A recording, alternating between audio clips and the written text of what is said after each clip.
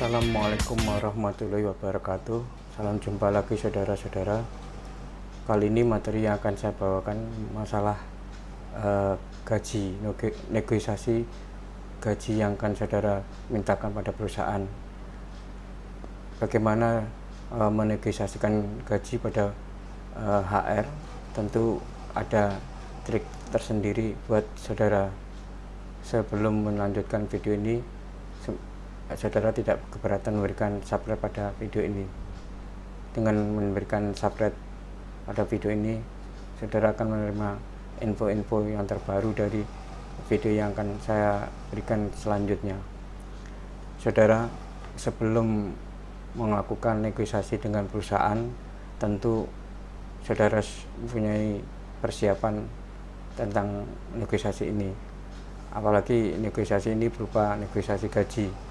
Sebelum bernegosiasi dengan mereka, rencanakan dulu rincian gaji yang saudara mintakan pada perusahaan itu. Rincian gaji itu sebaiknya saudara susun rapi, kemudian dicetak, kemudian saudara bawa dalam negosiasi dengan HR nanti.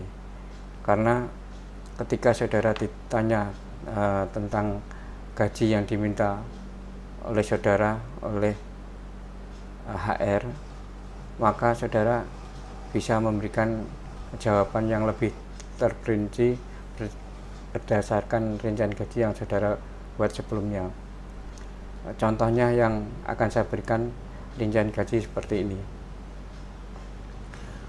Oh iya, sebelum memberikan rincian gaji pada HR, saudara sebutkan bahwa gaji yang saudara minta adalah gaji take home pay, artinya saudara terima bersih, sedangkan pajak-pajak dan lain-lain sudah ditanggung oleh perusahaan. Rincian gaji yang saya berikan contohnya adalah tentukan gaji pokok yang saudara harapkan dari perusahaan itu, kemudian ditambahkan poin-poin lainnya, yaitu tunjangan itu berapa tunjangan yang saudara inginkan. Tunjangan itu dapat berupa tunjangan perumahan, kontrakan, atau kos yang akan diberikan perusahaan pada saudara di mana saudara bekerja pada perusahaan itu.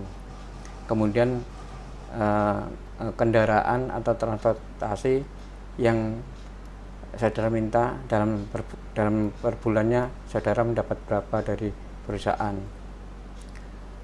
Uang bensin itu juga perlu dimasukkan dalam rincian gaji.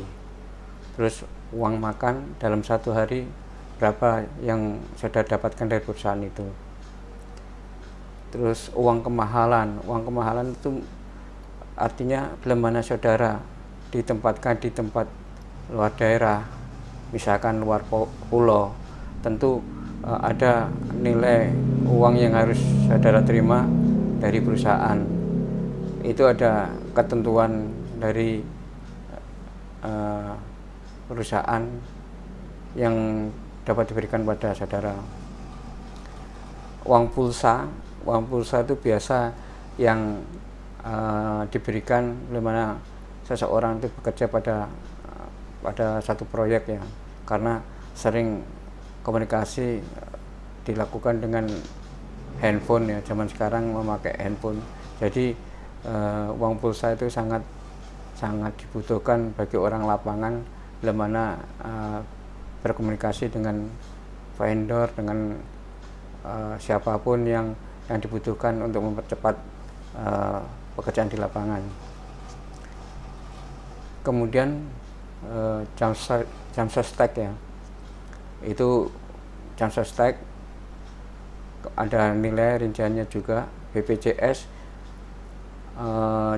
berapa kelas yang akan diberikan perusahaan pada saudara, tetapi saudara juga bisa menentukan kelas BPJS yang saudara minta, mau kelas 1, kelas 2 itu tergantung saudara sendiri. Nah, ini semua rincian ini dijadikan satu, menjadikan take home pay.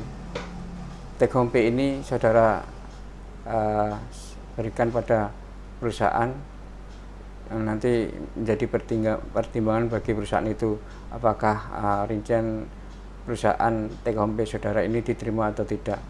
Tentu nanti akan ada negosiasi masalah take home pay gaji saudara ini.